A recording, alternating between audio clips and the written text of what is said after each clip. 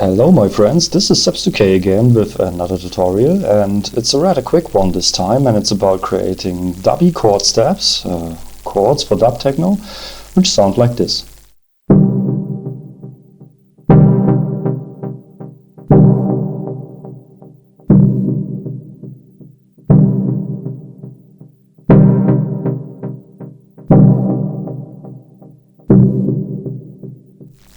Okay, now this is yet again a tutorial I do because one of my fellow subscribers asked me for that. And it's actually rather easy on the Analog 4 to achieve this, because we already have in place what we need. A lot of the settings for the effects are already there. So the actual sound consists of nothing more than a single saw wave. We have this on the first oscillator already, so we are pretty much good to go. We don't need the second oscillator, and we need a filter envelope, which is here, and without further hesitation, let's get started. First, yet again, as always, turn up the level of the track itself and the level of the patch, so that we get maximum volume and do have as few noises as possible when we record this. Okay, so first off, here's the saw wave, classic one. That's a classic one, you all know it. Now what we need to do is we go to the filter section, and first thing we are using the first filter here, bring the frequency down completely as well as the resonance. Same on the second filter, this one is set to a high pass, but we will not use this thing. Now let's bring up the depth for the envelope and bring it up completely. Now let's go to the envelope page and let's work on this envelope. So first bring in a little bit of release, turn the sustain down a little bit, just slightly, and let's choose another shape for this thing. So I'm choosing, that one. This is shape number 3, and that one is actually re-triggered, and you can tell by the point it has. So when we play this thing now, it sounds like this. Classic step, but it doesn't really sound that dubby actually, because first we want to play chords, so we need more than a single note, and that's at the moment it's not possible. You see? So let's go into the configuration of the kit right here, and let's go to the poly config, and let's decide which voice our track should be able to use. So we are playing a 3-note chord, so I select 3 notes, and that's it. And now I could do something like that. Yeah, it still doesn't sound dubby, and the reason for that is because we are on the wrong octave. Now dub tech chords are usually played in the lower octave ranges, so right here, let's switch the octave, let's have a listen. Getting a bit dubby already, but we have to work on the sound. So the next thing we need, basically we need a chorus to widen this thing up, and I'm just starting to dial those effects in for you to have a listen. Now first let's work on the chorus. Let's bring it to like 64 and let's have a listen. Getting a bit wider. Let's dial in more. That's okay. Now let's turn in the delay, because that one is quite important. And let's have a listen.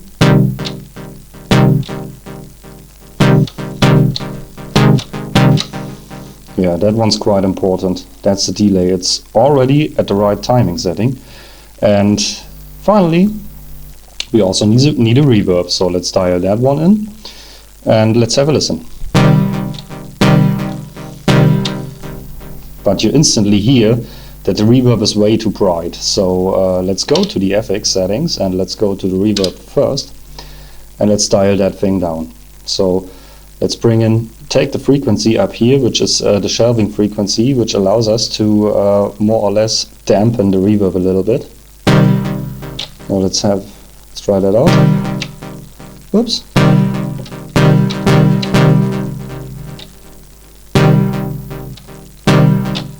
Yeah, bring up the decay a little bit. A little bit more.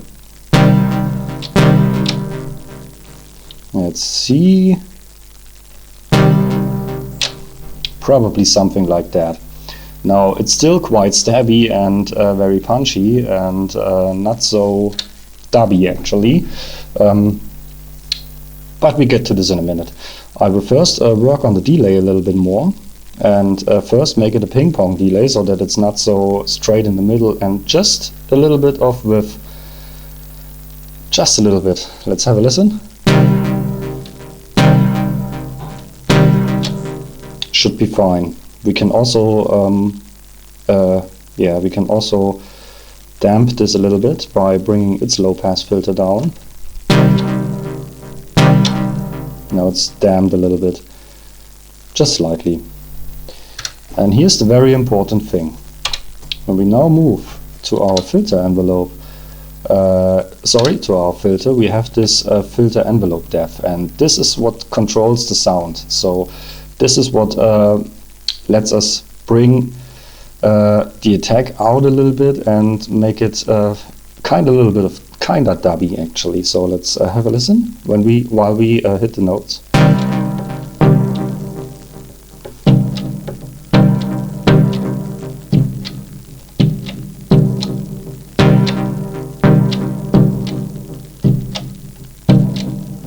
You see that? That's actually what we need. And to bring life to this whole thing, we have to program in some steps and have to work on this with parameter locks. And I will do that in a minute. But what else can we do to the sound? That's another question. So we could try to work with some parts with modulation here. The cool thing about the Analog 4 is that it allows you to do parts with modulation with every waveform you've selected. So we have a saw wave, and we can do parts with modulation in spite of that. So let's have a listen if that works.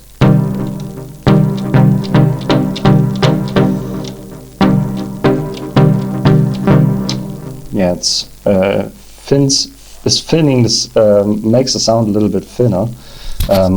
We could use an LFO for that. Some suggestions are on the second page of the oscillator to bring in some vibrato actually. Let's have a listen how that sounds like. Ah, no, okay. No, don't do that. That sounds not good. Well, let's try it with a slower speed. No, I think that's not suitable for that. Anyway, that's basically it. There's really nothing more to that. We could work on the chorus, bring it down a little bit first. Or not. Or actually work on it. Try out. Yeah, we are on the chorus setting. I bring the speed down a little bit. Let's have a listen how that sounds.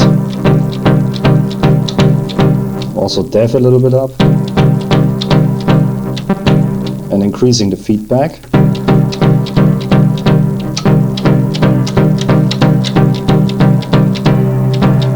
No, that's too intense.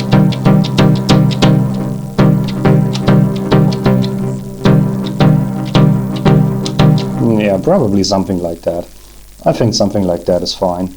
So, yeah, that's basically it.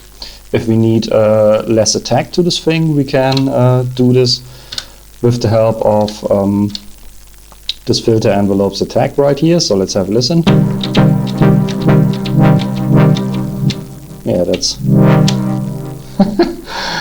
but it's with some slight attack right here, it's just removing a little bit of the punchiness to make it a little bit softer. So yeah, those are some basic suggestions. There's really not much more to it. And if you go in, program some steps in and do something with the parameter locks and actually bring it to life, it can sound like this.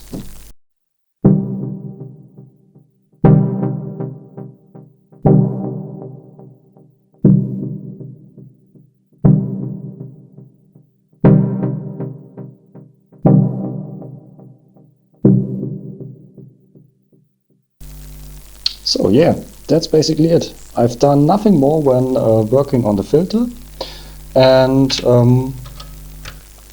yeah, on the filter itself here, and working on the depth and the resonance, as you can see here. So I'm working on the depth right here, working on depth and resonance here, depth and resonance here as well. And I've also adjusted the effects a little bit, and yeah, you see, that's basically it. There's nothing more to that.